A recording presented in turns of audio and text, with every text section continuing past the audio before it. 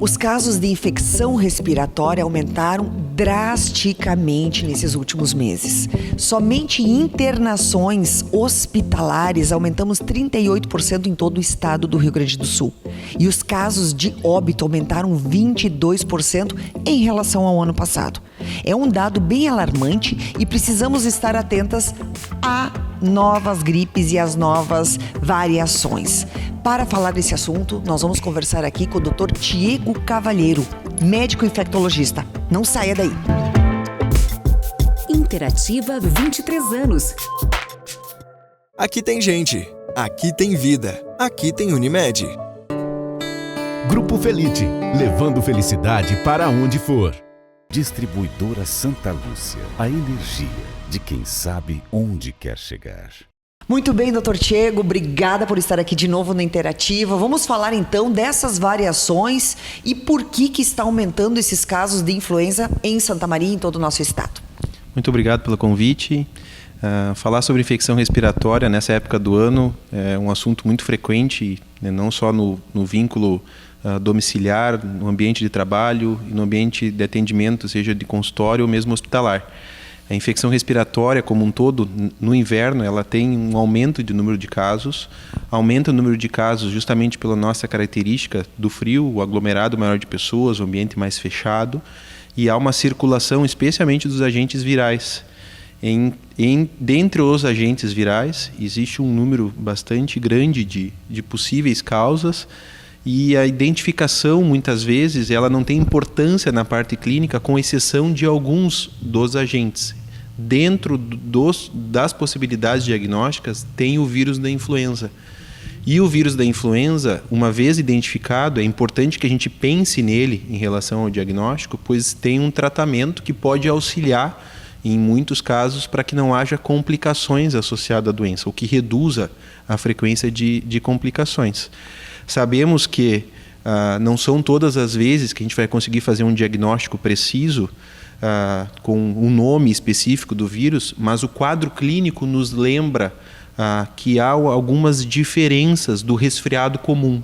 É importante a gente diferenciar o que é um resfriado comum e o que é uma gripe, que tradicionalmente nós temos o agente causal, o influenza.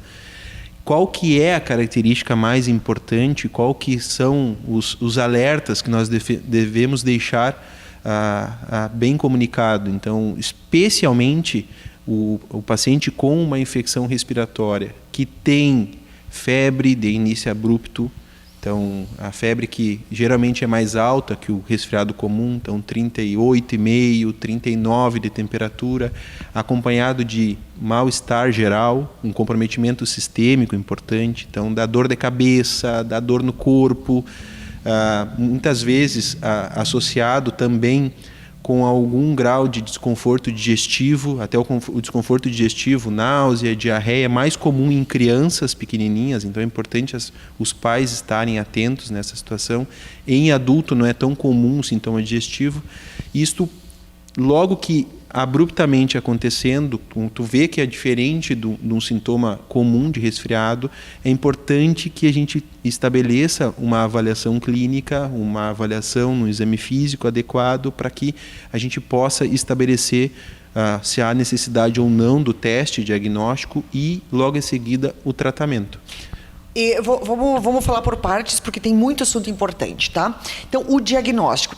Precisamos diferenciar da gripezinha, do resfriado comum, para uma doença mais grave. Então, tirando esses sintomas. Mas se a pessoa começar tossindo, né? Porque a tosse é uma outra coisa que agora no inverno é bem comum. Dor de garganta e tosse. Não, essa dor de garganta é porque eu saí no frio, ar-condicionado, quente-frio. Como identificar isso? É muito importante a tua pergunta. A diferenciação de um determinado quadro clínico, ele se faz pela característica da evolução da doença em cada paciente. Eu posso ter como causa da tosse ou da dor de garganta causas até não infecciosas. Exemplo, rinite sazonal. Rinite vasomotora, a alteração de temperatura faz que tu fique com dificuldade de ventilação de via aérea superior, tu respira um pouco mais pela cavidade oral, com a obstrução nasal, e tu pode ter dor de garganta somente pelo ato de respirar pelo local inadequado. E isso às vezes se confunde. O quadro infeccioso, geralmente ele vem acompanhado de sintomas que não são só do local.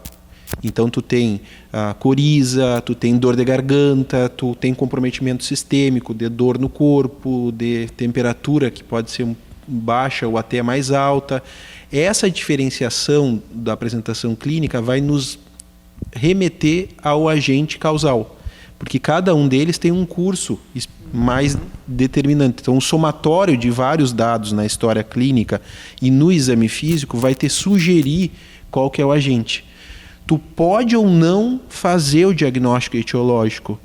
Em situações onde tu tem um paciente com um risco maior de evolução para quadros mais graves, talvez seja importante a gente fazer o diagnóstico etiológico, pois assim estabelece um tratamento mais assertivo.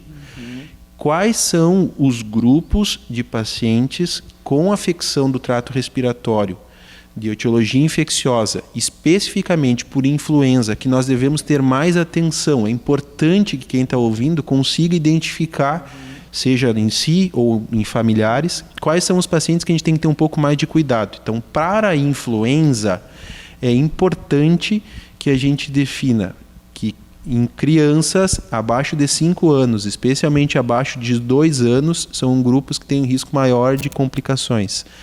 Gestantes, seja antes do nascimento ou puérperas, em torno de 2 a 3 semanas pós o nascimento, têm chance maior de complicações quando infectadas por influenza. Pacientes adultos acima de 65 anos também têm chance maior de complicações. Pacientes com comorbidades do trato respiratório, que tem um asma, que tem o DPOC, que é aquela doença pulmonar obstrutiva crônica. Pacientes com doenças cardíacas, previamente, valvulopatias, arritmias, a gente tem que ter um pouco mais de cuidado. Pacientes com imunossupressão, seja por doença oncológica ou por doença hematológica também, então é importante que a gente tenha esse cuidado. Então, esses grupos, em especial, quando infectados por influenza, eles devem prontamente ser atendidos e, se diagnosticado, receber o tratamento. Tratamento com antiviral. Silvana, por isso tão importante a gente definir clinicamente os potenciais casos que são causados por influenza e diferenciá-los dos resfriados comuns, que também aumenta a sua incidência agora. E quando eu falo resfriado comum, para diferenciar resfriado comum de gripezinha, são por agentes causais diferentes. Por exemplo, rinovírus, adenovírus, são vírus que fazem quadros autolimitados, que a gente deve manter somente o controle dos sintomas com analgésicos, com hidratação e observação se vai ter uma complicação ou não. Porque sempre, quando se tem uma infecção respiratória, se tem o desejo de usar um remédio. E esse desejo, por vezes, não se confere em necessidade. Vamos por partes de novo. Eu acho importante a gente falar sobre qual é o diagnóstico. É um exame de sangue? Qual é o diagnóstico adequado para identificar? E aí nós vamos falar do tratamento adequado também. Perfeito. O diagnóstico ele se faz com a evolução clínica. A interpretação da evolução clínica de cada paciente vai nos remeter, com o conhecimento que a gente tem da diferenciação de uma síndrome para outra, qual que é o diagnóstico mais provável, qual que é o agente etiológico mais provável nessa situação. Somado ao exame físico, tem características no exame físico que nos auxiliam para diferenciar uma situação da outra.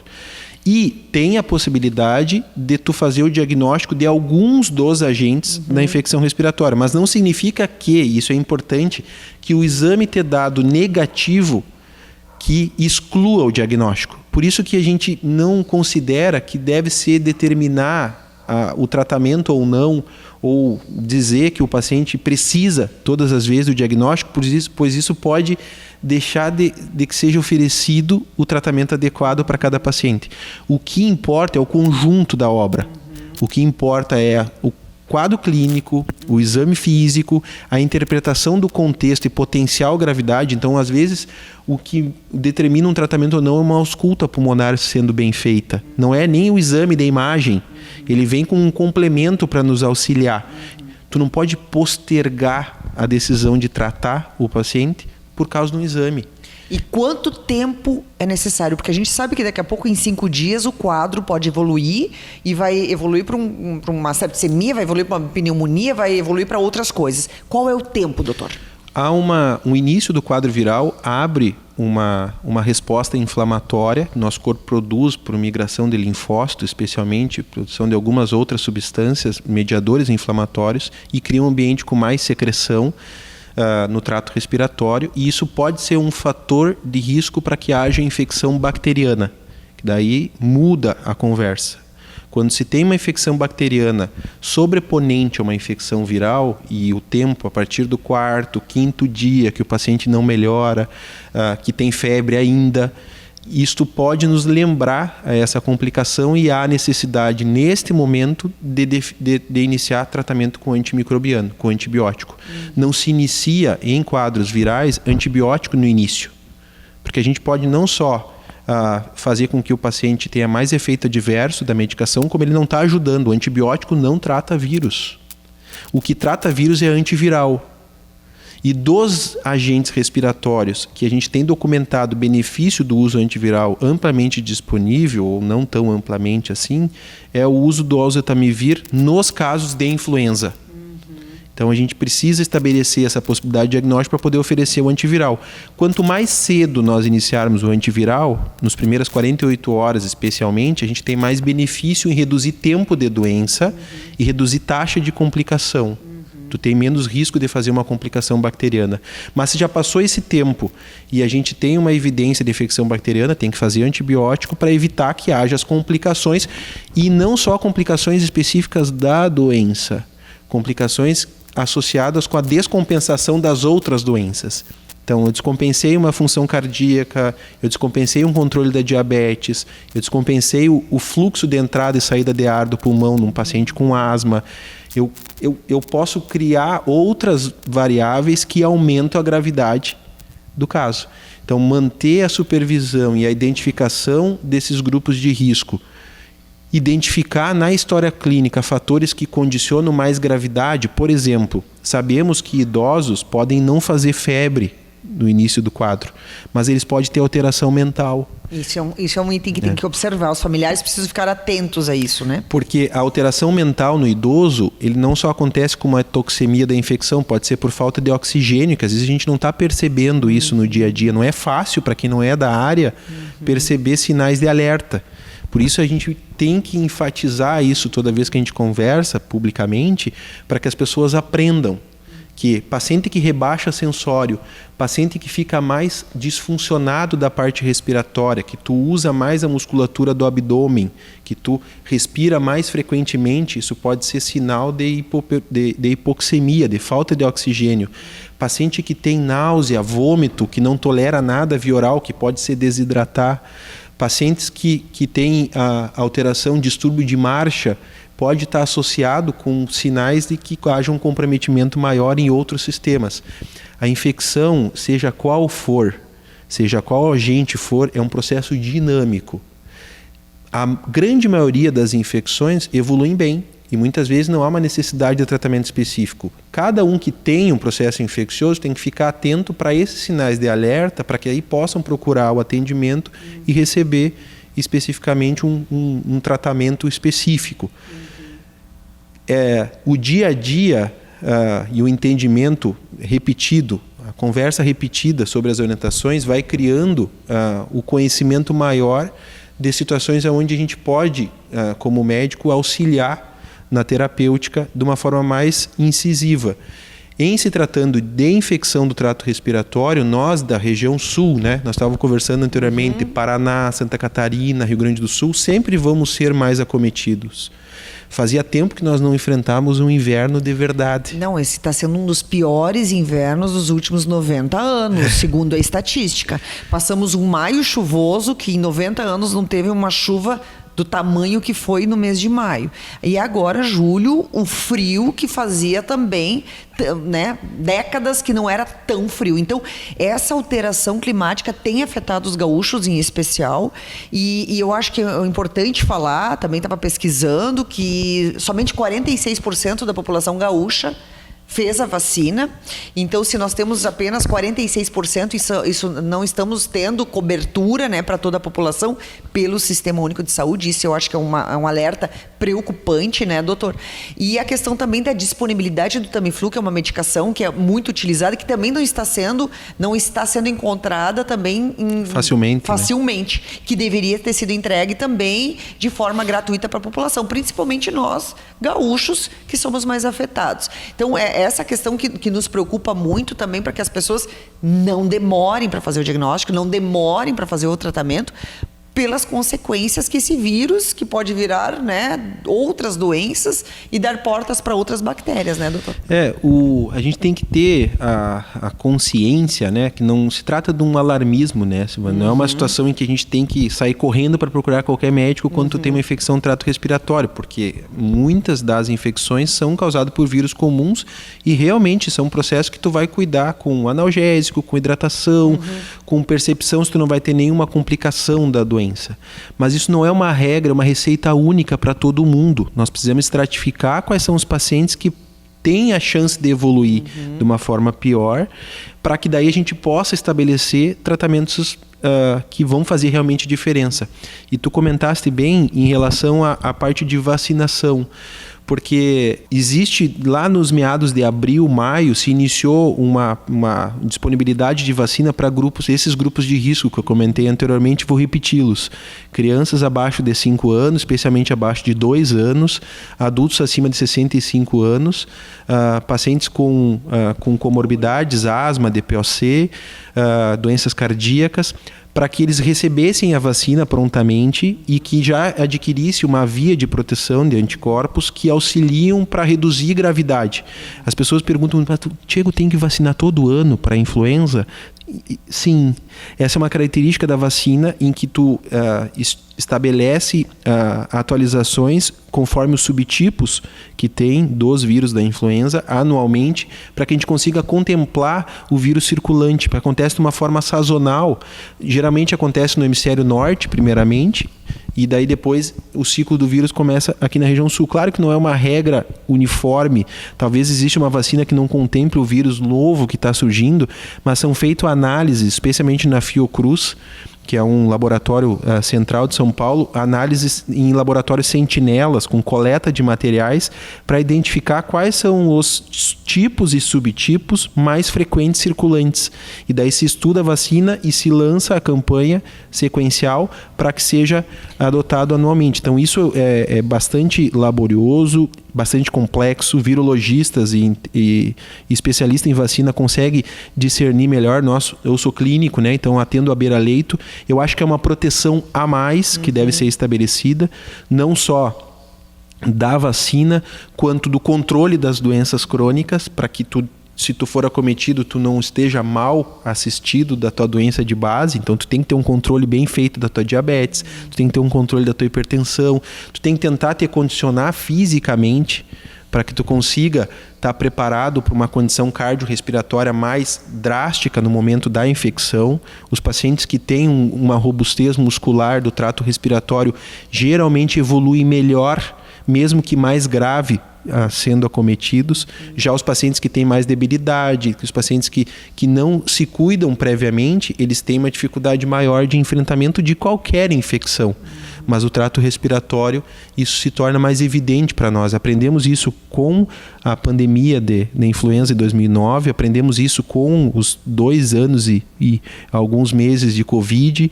Então isso nos retrata ao cuidado de saúde pessoal que cada um deve ter, e que não existe uma regra igual para todo mundo também. A gente tem que saber quais são as nossas possibilidades dentro das nossas condições para ter a saúde atualizada, né? Até eu brinco com meus pacientes, a gente faz a revisão de carro periodicamente, tu não precisa revisar muita coisa da tua saúde, tu precisa ter a consciência que tu tem que se cuidar. Tu precisa ter, não adianta eu consultar todo mês, eu tenho que consultar quando eu preciso. Eu tenho que saber o que eu devo fazer, eu tenho que ensinar bem para os meus filhos o que eles têm que fazerem, e a gente tem que tentar chegar mais próximo do que é o ideal para tu ter uma vida mais saudável. É claro que a gente está vivendo mais, né, Silvana? Hoje a nossa longevidade aumentou muito, Não é só as custas de remédio, é as custas de conscientização. Hoje a taxa de tabagismo é menor, as situações de vulnerabilidade social a gente tenta que seja menor também, para que as pessoas possam se alimentar adequadamente, para que as pessoas possam ter um cuidado pessoal melhor. E esse conjunto traz benefícios no enfrentamento das doenças múltiplas, entre elas da ordem infecciosa. Muito bem. Eu preciso perguntar duas coisas que eu acho que é importante. Primeira delas, a questão da influenza, dos vírus que estão sendo atualizados conforme a tua fala. O que acontece? Esse vírus, ele vai mutando, vão aparecendo novos vírus, são vírus que acabam se tornando mais potentes numa nova geração, Power Flex. Como é que é isso?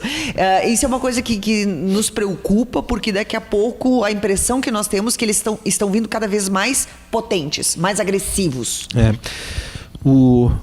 Nós somos acometidos por micro-organismos vivos. Da mesma forma que nós temos a adaptação diária e a mudança, a evolução da nossa espécie, os micro-organismos também têm. Então eles vão se preparando, se modificando para usar o hospedeiro que ele acomete de forma que ele consiga resistir por mais tempo. Isso é uma característica que nunca vai mudar, seja com vírus, seja com bactéria. Porém, nós pensamos. Nós, seres humanos, devemos pelo menos pensar. E entender esse mecanismo nos fortalece, porque toda vez que a gente identifica o inimigo de uma forma melhor, a gente sabe melhor como combatê-lo. E especificamente do vírus influenza, é importante que a gente faça algumas distinções, porque às vezes há uma confusão em relação a isso. Nós temos o influenza A e o influenza B. Que acomete o ser humano, existe o influenza H3N2, que é uma característica da sua formação, e existe o H1N1. São os vírus da influenza A mais responsáveis por infecções dos seres humanos, sendo que o H1N1 costuma cursar com um quadro mais importante, que foi o vírus que nos acometeu lá em 2009. Que matou milhões de pessoas. Ele veio para ficar, e ele continua acontecendo periodicamente. E tem o influenza B, que nós chamamos de influenza humana, que ele não tem essa denominação H, N, ele tem subtipos específicos. Há diferença de expressão clínica conforme o vírus, mas para importância prática pequena, porque nós vamos tratá-los como se fosse o mesmo, entende? Mas para quem desenvolve vacinas em caráter protetivo, a identificação de subtipos desse vírus é o que determina a composição da vacina, que se atualiza ano a ano. E nós não criamos imunidade, então? Nós não criamos imunidade permanente pro vírus da influenza. Nós temos duas formas de adquirir imunidade, por via celular e por via humoral. Então, via celular é a nossa característica do nosso corpo, e o humoral é a produção de anticorpos. Então, a vacina estimula uma via mais celular que nos auxilia. É como se fosse uma proteção a mais, literalmente. Eu estou andando de carro, tá? Eu tenho cinto de segurança, eu tenho os pneus que estão em boas condições, o freio é bom e eu não cruzo acima de 110. Isso te dá um conjunto de segurança para tu não te acidentar. Em se tratando de influenza, além dessa controle das doenças de base, a imunização, especialmente de grupos de mais risco, mas se puder, todos os grupos, na região onde a gente tem uma incidência maior da doença, que é a nossa região. E a proteção, se eventualmente tu tiver a doença dentro do seu ambiente, tu cuidar para usar máscara, tu cuidar para manter o ambiente arejado, se tu tossir, não usar a tua mão, usar a parte anterior do cotovelo, tudo isso te auxilia em diminuir a frequência de vírus circulante, né? A vacina tem esse poder, e isso diminui o impacto da doença. É muito difícil a gente falar de números, Silvana, quando se fala de vacina, porque a gente depende de dado epidemiológico, e eu sou um crítico do dado epidemiológico, da forma que é coletada. Tem se melhorado em algumas doenças, mas ainda é muito falho em outras. Então é difícil a gente analisar o número em si. Mas se eu pensar que a vacina, especificamente para a influenza, consegue te auxiliar e tu reduzir gravidade numa população que já tem um risco maior de fazer complicação da doença, eu acho que a gente tem que fazer. Especificamente da influenza, eu acho que a gente tem que fazer. Tá, e outra recomendação importante. A questão do uso de máscaras, ambientes fechados, se uma pessoa está diagnosticada com este vírus, né, ou com a gripe, enfim, é recomendado que ela use máscara? É recomendado que não esteja em ambientes fechados? Como é que vai ser a transmissão? É como era antigamente ou tem algum outro cuidado especial agora? Até essas recomendações, elas são conflitantes, porque determinando a fonte que tu busca a informação em relação a risco de transmissão, vamos lá.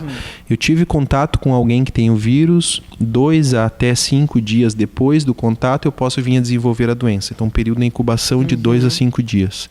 Eu cursei a doença, se eu fiz tratamento com antiviral, eu reduzo um pouco o tempo do curso da doença, mas em média 3 até 5 dias eu posso ter o período de maior risco de transmissão do vírus. Nesse período, eu tenho que ter a consciência, seja para o vírus influenza ou para outros vírus respiratórios, até mesmo Covid, eu tenho que ter a consciência própria que eu tenho que proteger a pessoa que está ao meu lado. Então, eu usar algum dispositivo de barreira, eu estando com sintoma, eu auxilio a diminuir a propagação de partícula infectada. Então, uso de máscara. Máscara comum. Tá. Isso para pacientes que estão com sintomas. E evite o contato próximo de 2 metros, Tipo 1,5 assim, metro, eu estou 2 numa metros. sala fechada, eu estou gripada, que teoricamente eu não sei se é Resfriado influenza comum ou não. ou... O ideal é eu estar com máscara. Deixar o ar circular, ainda que com esse frio de rachar que está aqui. E muito cuidado com as mãos. Porque é nesse momento que eu tenho um risco maior de transmissão também, que é por contato. Então eu vou, mesmo que inconsciente, tossir ou coçar o nariz, eu vou apertar a mão logo em seguida, eu posso levar perdigoto que a pessoa vai transmitir por vírus. Se eu estiver num ambiente festivo, se eu estiver com sintoma, talvez seja adequado, olha, se eu puder não ir, não vou. Até que as coisas melhorem. Sim. E quando que eu deixo de transmitir? Então, isso que é importante. A gente considera que num período de 24 horas, aproximadamente, de ter passado o momento febril da doença, eu já não tenho mais quantidade de partículas suficiente para transmissão. Isso acontece em torno do 3º a 5º dia. Tá. Antigamente, nós dizíamos que o paciente vai ficar 7 dias sem trabalhar, sem isso, mas não faz muito sentido na prática. Então, a gente sabe hoje que 24 horas a febril, tu já está em condições e com um risco mínimo de transmissão. Certo. Levando em consideração a tua característica imunológica, porque tem pacientes que são mais vulneráveis, que pode ter um ciclo viral mais longo, mas aí ele vai se sentir mais sintomático, ele vai ter febre por mais tempo, e aí ele tem um risco ainda de transmissão mesmo que passado os 3 a 5 dias. Ótimas considerações. E, para finalizar, né, essas informações, a questão bacteriana. Quando a pessoa entra nesse processo, ela vai passar para outras pessoas, porque quando ela está com a doença bacteriana, ela não tem como transmitir para as outras pessoas. Ou como que é essa situação? Excelente a tua pergunta, porque diferente do vírus, a bactéria é uma partícula maior, então é um micro-organismo maior. Então, para que ele infecte o perdigoto de transmissão, a gotícula, o aerosol que a gente expele no ato de tossir ou respirar, a infecção bacteriana é menos frequente. Existem algumas bactérias, não as mais comuns, causadoras de complicações de doenças virais, que podem ser transmitidas. Então, como Legionella, que é uma bactéria específica, ou mesmo o Streptococcus piógenes, que pode fazer infecção de garganta, ele também pode ser transmitido por perdigotos. Mas o pneumococo, o Staphylococcus aureus, que são agentes que podem complicar infecções virais, eles convenientemente acometem somente o indivíduo que está afetado. Virou uma pneumonia, por exemplo. Né? Saiu da influenza e acabou virando uma pneumonia. A pessoa que está no processo da pneumonia, ela já passou do processo viral, e ela não vai transmitir isso para as outras pessoas. A chance de transmissão é muito menor. E por isso a importância do acompanhamento clínico. Porque o paciente que faz complicação bacteriana, ele vinha ruim, ele deu até uma melhorada e ele voltou a piorar. Eu volto a dizer, infecção é um processo dinâmico. Ele precisa da atenção de todos, seja qual for o sítio da infecção, seja respiratório, gastrointestinal, urinário, cutâneo, sistema nervoso central, aonde for, ela precisa ter essa noção de continuidade. Se algo que estava melhorando começou a piorar, é o momento de eu procurar o auxílio do atendimento. E a complicação bacteriana, ela sobremaneira em pacientes, de novo, vulneráveis, pode acontecer de uma forma abrupta. Então, o paciente idoso que ficou mais confuso, que nós comentamos, que ficou... ele não está confuso porque ele está com demência. Ele está confuso porque tem uma infecção. Tanto que qualquer paciente que tem piora do sensório, a gente tem a obrigação de buscar foco infeccioso. E aí, tratado prontamente, a gente melhora o resto. Então, a identificação deve ser feita pelo familiar. Deve ser feita em casa. Porque aí, a partir daí, dá o start para dizer assim, não, para aí, aqui eu tenho que me mexer porque é algo que não está bem. E somado ao ato de observação. Nós precisamos observar o doente. E entendam que não é tratar somente. Eu posso chegar no primeiro dia dos sintomas e querer despencar um monte de remédio. Não vai mudar a evolução. Eu tenho que tratar quando a condição aparece. Porque senão eu posso estar tratando quem não precisa. E daí eu estou mais causando problema para o paciente do que benefício. E o problema de se automedicar ou tomar uma medicação inadequada, isso também tem um efeito reverso bem complicado, né? Muito bem, doutor Tiago, muito obrigada pelas orientações, né? Bom trabalho sempre, muito bom te receber sempre aqui. Ótimo, muito obrigado.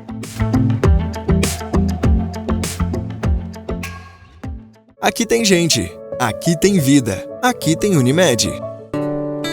Grupo Felite, levando felicidade para onde for. Distribuidora Santa Lúcia, a energia de quem sabe onde quer chegar.